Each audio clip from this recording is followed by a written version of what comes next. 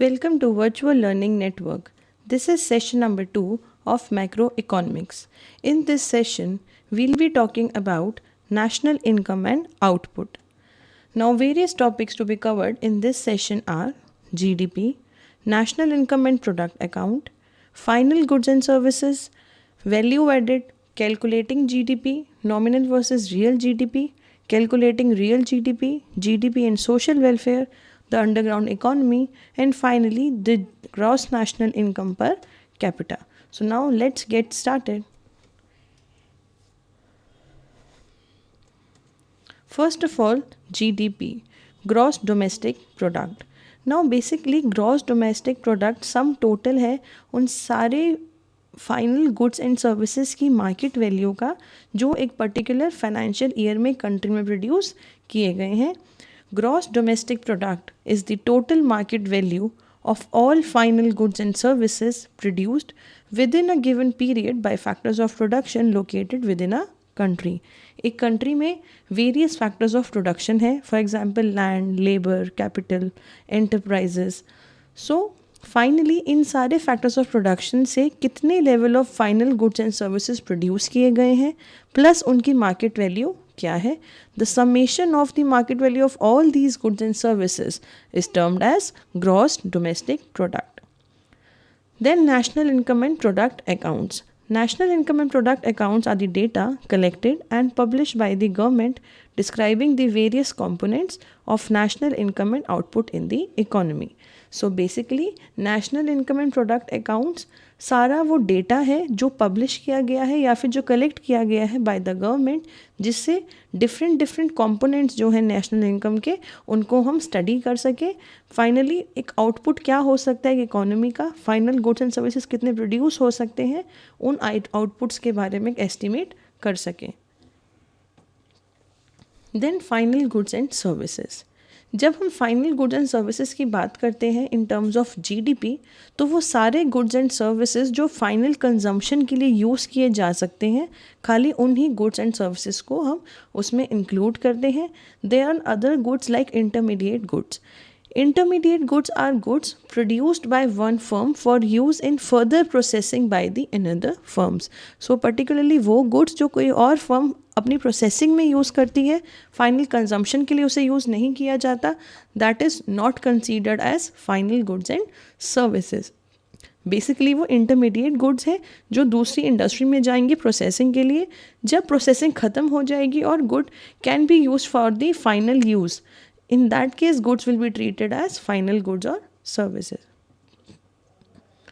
Then value added. अब value added क्या होता है? Basically value added is the difference between value of the goods as they leave a stage of production and the cost of goods as they enter that stage. So एक stage से दूसरी stage तक जाने में जो goods and services की value में फ़र्क आ जाता है, that difference of value is value added. Value added को अभी हम डिटेल में with the help of example session के आगे डिस्कस करेंगे. In calculating the GDP we can either sum up the value added at each stage of production और we can take the value of final sales. तो जब हम GDP की बात करते हैं, जितनी भी वैल्यू एडिशन है ईच स्टेज ऑफ प्रोडक्शन भी कैलकुलेट कर सकते हैं, या फिर फाइनली सेल्स में कितना वैल्यू एडिशन हो गया है उसको भी कंसीडर कर सकते हैं. Now this is basically an example of value added, जहाँ पे hypothetical numbers दिए गए हैं. On the extreme left hand side there are various stages of production. Oil dealing है, refining है, shipping है या फिर retail sales है. Now value of sales particularly हर एक stage की अलग है. Let's see oil drilling की जो value of sales है that is rupees 0.50, refining की 0.65. Now there has been an increase of the value from oil drilling to refining. Now we will subtract 50 from 65, that will give us 0.15. तो जो ये extra 0.15 add हो गया है, this is the value addition. Then again refining से shipping में भी 0.15 value addition है. Then in retail sales also there is 0.2 value addition. So this is basically the concept of value addition. Now the exclusion of use goods and paper transaction. Now जब हम GDP की बात करते हैं, अब कौन कौन से ऐसे गुड्स हैं जो हम इंक्लूड करते हैं जीडीपी में, जैसे हमने अभी तक डिस्कस किया है, बेसिकली जो फाइनल गुड्स एंड सर्विसेज हैं उनको ही हम इंक्लूड करते हैं, but there are some other kinds of use goods जो पेपर ट्रांजैक्शन के बेसिस पे ही चेंज होते हैं। लेट्स से फॉर एग्जांपल आपने एक कार परचेज की थी, now you are not happy with that particular car, आपने उसको सेकंड हैंड कहीं और बेच दी, maybe to one of your friends. उस केस में आपको हो सकता है मॉनेटरी बेनिफिट हुआ हो, बट कोई नया प्रोडक्ट प्रोड्यूस नहीं हुआ, कोई एक नया गुड मैन्युफैक्चर नहीं हुआ, कोई नई सर्विसेज रेंडर नहीं हो रही। Because of this reason GDP में इस तरीके की ट्रांजैक्शंस को हम इंक्लूड नहीं करते। So basically GDP ignores all transactions in which money or goods change hands but in which no new goods and services are produced. So basically जहाँ पे कोई भी नए तरीके का गुड या सर्विसेज प्रोड्यूस नहीं हुए हैं, हो सकता है मॉनेटरी बेनिफिट हुआ है या फिर नहीं हुआ है, उन ट्रांजेक्शन्स को हम इंक्लूड नहीं करेंगे। Then exclusion of output produced abroad by domestically owned factors of production. GDP basically एक value of output को कंसीडर करता है which is produce by the factors of production located with in the country. जैसे हमने session की starting में ही discuss किया था, there are various factors of production in a country that could be the land, labour, capital and enterprises. ये जितने भी factors of production हैं ये इकोनॉमी में ही होने चाहिए, कंट्री की बाउंड्रीज़ के अंदर ही होने चाहिए। Outputs produced by a country citizens regardless of where the output is produce is measured by GNP. Then how to calculate gross domestic product? Basically there are two various approaches to it. First is the expenditure approach and other is income approach. Expenditure approach में basically जितना भी expense incur हो रहा है final goods and services को produce करने में एक particular given period में, हम उस सारे expenditure को consider करते हैं while computing the GDP. Whereas income approach में जितनी भी इनकम्स जनरेट हो रही हैं, हो सकता है वो वेजेस की फॉर्म में हो, रेंट की फॉर्म में, इंटरेस्ट की फॉर्म में या फिर प्रॉफिट्स की फॉर्म में, जितने भी इनकम जनरेट होगी we will be including all these incomes to compute GDP. Now let's have a look on both of these methods in detail. First, the expenditure approach. Now there are different kinds of categories of expenditure. The first category is personal consumption expenditure. Personal consumption expenditure को हम C से denote करते हैं. Basically house hold consumer goods पे जितना पैसा खर्चता है अपनी कंजम्पशन के लिए, जब कोई गुड्स सर्विसेज परचेज किए जाते हैं, उस पर्टिकुलर एक्सपेंडिचर को हम पर्सनल कंजम्पशन एक्सपेंडिचर बोलते हैं. Then we have gross profit domestic investments. इसको हम आई से डिनोट करते हैं. Basically it is the spending by firms and households on new capital. अगर सपोज एक फर्म ने या फिर हाउस होल्ड ने एक नया घर परचेज करना है या फिर नए इक्विपमेंट्स, रेजिडेंशियल एरिया में कोई रेजिडेंशियल स्ट्रक्चर अगर बिल्ड करना है, all these things will be included in gross private domestic investments. Then we have government consumption and gross investment. Now government consumption and gross investment is denoted by G. Then we have net exports. Now net exports are basically export minus import. Export जब भी कोई एक particular country अपनी country की boundaries के बाहर कहीं goods sale कर रही है, that is basically the export. Whereas import is the opposite of export. Import में किसी फॉरेन कंट्री से जब एक पर्टिकुलर कंट्री परचेज करती है, अपनी कंट्री की बाउंड्रीज में उन्हें लाती है उस पर्टिकुलर गुड्स को, that is basically called the import. So net export will be calculated by subtracting import from export. Now the expenditure approach calculates GDP by adding together the four various components. जो different components हमने अभी तक discuss किए हैं, that is the consumption by personal households, then the investment, government investment plus the net export. इन सब चीज़ों को अगर हम ऐड ऑन कर देते हैं, इन सब का समेशन जो है that will give us GDP as per expenditure approach. Now this is basically a diagram which is showing the expenditure approach. First we have the personal consumption expenditure. Basically इसमें हम durable goods, non durable goods या फिर services की consumption पे जितना भी expenditure हुआ है उसको कंसीडर करते हैं. Then gross profit private domestic investment, इसमें बेसिकली चाहे नॉन रेजिडेंशियल हो, रेजिडेंशियल या फिर चेंज इन बिजनेस इन्वेंट्रीज हो, इन सारी वैल्यूज़ को कंसीडर करते हैं। Then government consumption and gross investment, चाहे वो स्टेट लेवल गवर्नमेंट ने किया हो या फिर लोकल लेवल गवर्नमेंट ने एक्सपेंडिचर इनकर किया हो। एंड फाइनली नेट एक्सपोर्ट्स कैसे हैं, एक्सपोर्ट कितना है एक पर्टिकुलर कंसर्न का और इम्पोर्ट कैसा है। Once we will add on all these things, finally we will be getting total gross domestic product, that is total GDP. Then personal consumption expenditures. Now personal consumption expenditure is represented by C. Basically ये वो expenditures हैं जो consumer करते हैं अपनी own consumption के लिए, अपने consumer goods खरीदने के लिए. Now these goods can be of 3 different types. हो सकता है वो ड्यूरेबल गुड्स हो, नॉन ड्यूरेबल गुड्स हो या फिर किसी टाइप की सर्विसेज हो. Now first of all what are durable goods. Durable goods वो गुड्स हैं जो रिलेटिवली लॉन्ग टाइम तक यूज़ किए जा सकते हैं. फॉर एग्जांपल अगर आप कोई एक कार परचेज़ करते हैं, ऐसा नहीं है कि आपने आज कार परचेज़ की एंड आफ्टर 2-3 मंथ्स वो कार ख़राब हो जाएगी. नो, इट इज़ समथिंग जो लॉन्ग पीरियड ऑफ टाइम तक आप यूज़ कर सकते हैं. So basically it is a durable goods. Then we have non durable goods. Non durable goods are all those goods which are used up fairly quickly, जो बहुत जल्दी से use किए जा सकते हैं. फॉर एग्जाम्पल दी फूड, आपने आज कोई पर्टिकुलर फूड आइटम ली, you have consumed it, its usage is finished there and then. Then the services. Now services basically are all those aspects which are not tangible in nature. उनके procedure में, उनकी making में कुछ production physical things का नहीं करना पड़ता. For example अगर आप एक बैंक में जाते हैं, वहाँ पे you will be getting the services जो बैंक आपको रेंडर कर रहा है. किसी फिजिकल थिंग की प्रोडक्शन नहीं हो रही वहाँ पे. मेडिकल सर्विसेज आपको हॉस्पिटल से मिलती हैं, plus education services different colleges से जो मिलती हैं. All these things are the example of services, क्योंकि इनमें कोई भी फिजिकल थिंग की प्रोडक्शन नहीं हो रही. But on all of these services expenditure incur करते हैं consumers. That is why it is included in personal consumption expenditure. Then the investment. Now basically investment, अगर कभी भी कोई न्यू कैपिटल को परचेज करने के लिए जितना भी फंड खर्च करना पड़ता है एक पर्टिकुलर कंसर्न को, that is basically the investment. Now total investment by the private sector is called gross private domestic investment. Basically इसमें क्या इंक्लूड होता है? It includes the purchase of new housing, plants, equipments and inventory by the private sector. Then we have non-residential investment, residential investment and change in inventories. Now let us go through different type of investments क्या है.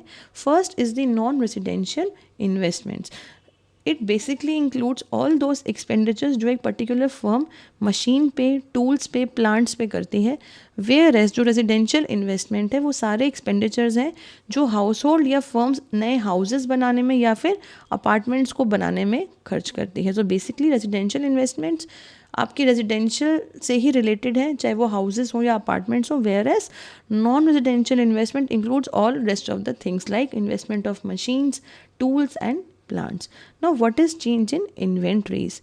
Now basically it computes the amount by which firms inventories change during a given period. एक particular period में एक particular concern की inventories जो है किस pace पे चेंज हो रही हैं. This is basically the change in inventories. Inventories are the goods that firms produce now but intend to sell later. Inventory वो फिनिश प्रोडक्ट्स हैं जो ऑलरेडी एक कंपनी प्रोड्यूस कर चुकी है, but they will be keeping that product with themselves only. वो later on market में कभी सेल किए जाएंगे. नाउ इन्वेंट्री का कितना लेवल एक पर्टिकुलर इकॉनमी में मेंटेन करना है, that is of immense importance for a business concern. Why? Just because क्योंकि इन्वेंट्री में बहुत सारा पैसा एक फर्म का ब्लॉक हो जाता है. अगर वो इतना पैसा फंड ब्लॉक ना करे इन्वेंट्री में, that fund would have been used at some profitable ventures as well. But अगर ज़रूरत से कम भी अगर इन्वेंट्री मेंटेन की गई है, उस केस में कस्टमर की जितनी डिफरेंट नीड्स हैं, रिक्वायरमेंट्स हैं, उसको भी फुलफिल नहीं किया जा सकता. So in both the cases company will suffer. That is why inventory is a very important decision for any of the business concern. Now GDP is not the market value of the total sales during a period. It is rather the market value of total production. So जब भी हम एक cell करते हैं उसकी market value GDP नहीं होती, rather total जो प्रोडक्शन हुई है उसकी मार्केट वैल्यू को हम GDP में इंक्लूड करते हैं. The relationship between the total production and total sale is GDP जो है it will include the final sales plus change in the business inventories. Then what is gross investment and net investment? Now basically gross investment total value है सारे के सारे newly produced capital goods की, for example plant, equipment, housing, inventory, इन सब goods को अगर हम newly produced goods हैं ये, इन सब की जो value है एक particular given period में, that is considered as gross investment. Then what is depreciation? Now depreciation is the amount by which an asset's value falls in a given period. जब भी एक at a particular point of time के बाद जो भी wear and tear की वजह से assets में value जो कम हो जाती है that is termed as depreciation. Then what is net investment? अगर हम gross investments में से minus कर देते हैं depreciation को, we will be getting net investments. Then government consumption and gross investment. It is represented by G as we have already discussed. Basically it counts the expenditure, चाहे हमारे वो state level government ने किया हो, local level government ने किया हो, on the final goods and services. This is all will be included in government consumption and gross investments. Then net exports. Net exports जैसे हमने अभी डिस्कस किया था, it is calculated by subtracting import from exports. So basically net import difference है between exports and imports. अब हो सकता है net export पॉजिटिव हो या फिर नेगेटिव हो. नेट एक्सपोर्ट पॉजिटिव तब होगा जब एक्सपोर्ट ज़्यादा होंगे as compare to imports, whereas अगर एक्सपोर्ट्स कम है as compare to imports it will be negative. Now first of all what is exports? Exports basically अगर एक कंट्री अपनी बाउंड्रीज़ के बाहर अगर गुड्स को सेल कर रही है, और इम्पोर्ट अपनी कंट्री की बाउंड्री के बाहर से गुड्स को परचेज करके अपनी कंट्री में ला रही है.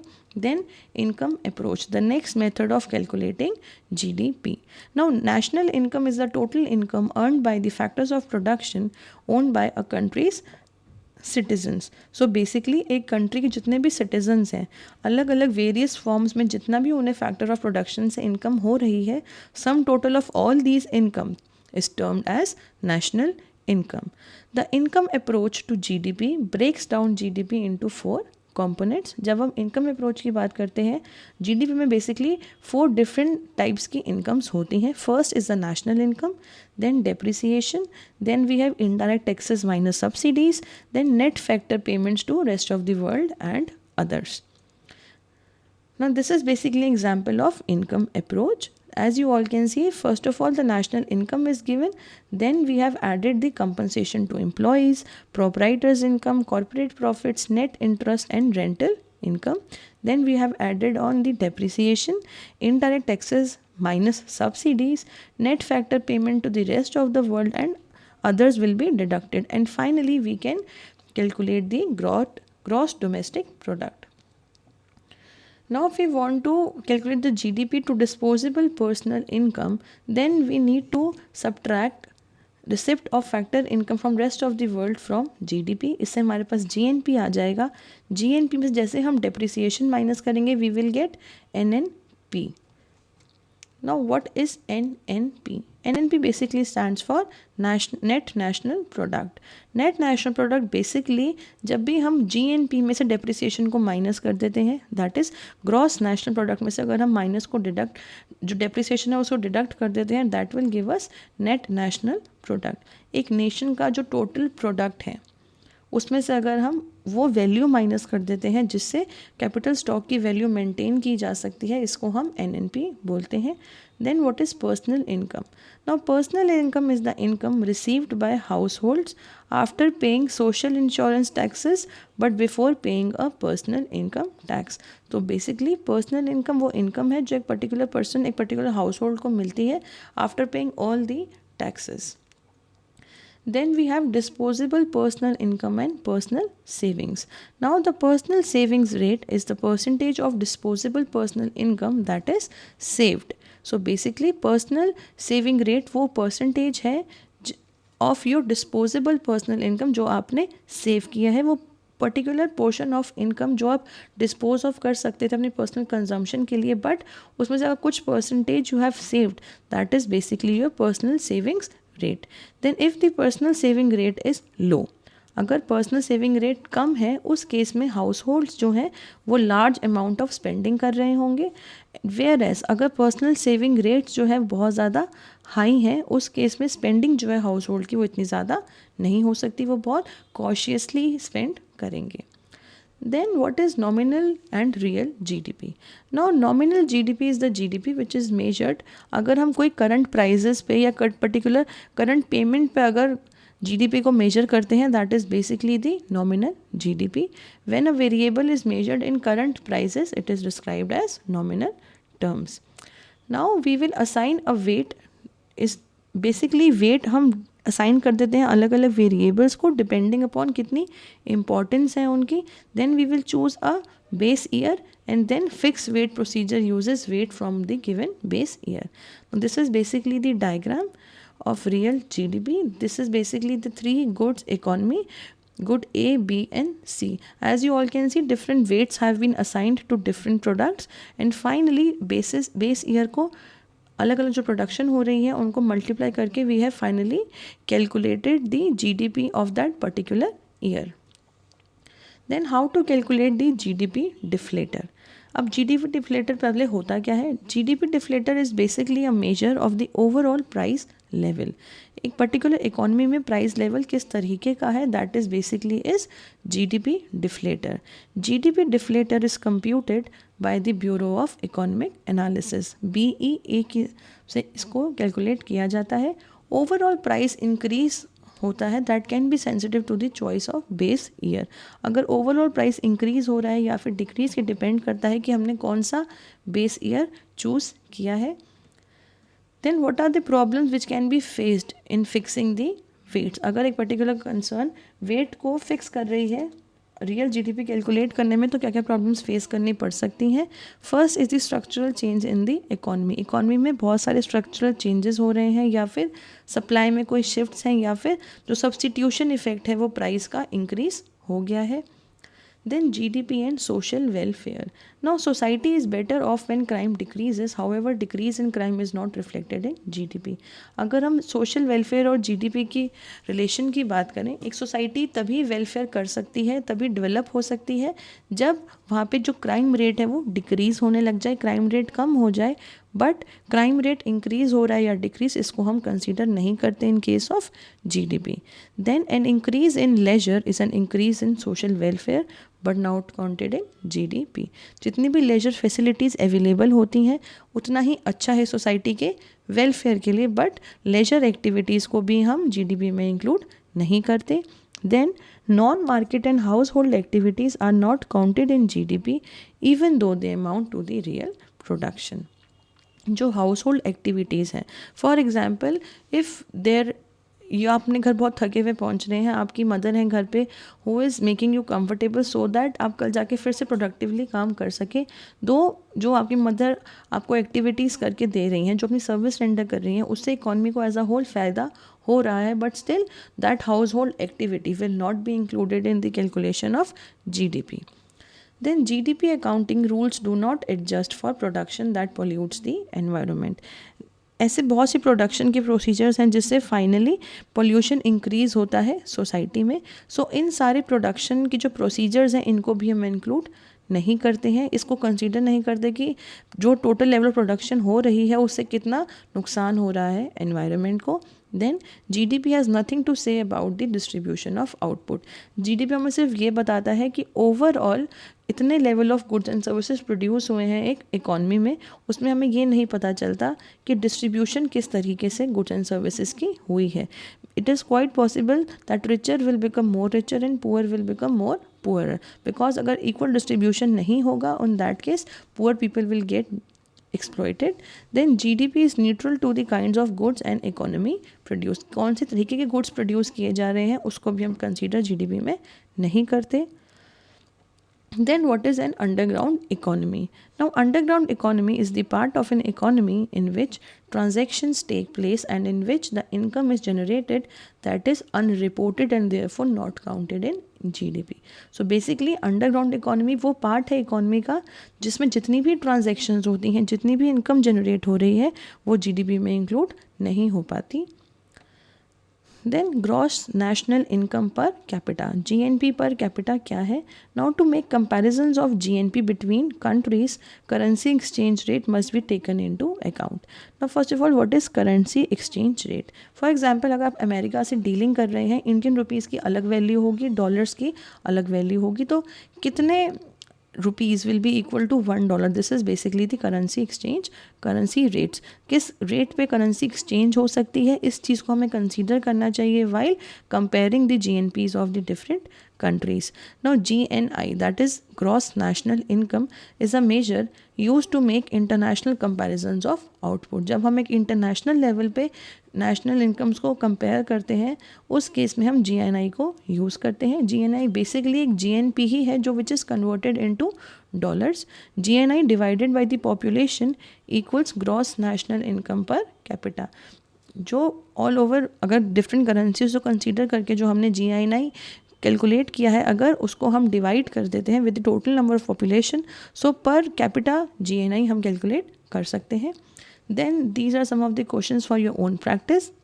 First, how to calculate GDP using different methods. GDP हम कैसे कैलकुलेट कर सकते हैं with the help of income method and expenditure method. आपने दोनों मेथड्स को डिटेल में एक्सप्लेन करना है. Then explain the relationship between GDP and social welfare. क्या GDP एक अच्छा पैरामीटर है सोशल वेलफेयर को भी मेजर करने का? येस और no, you need to express your views. That's all about this session. Thank you.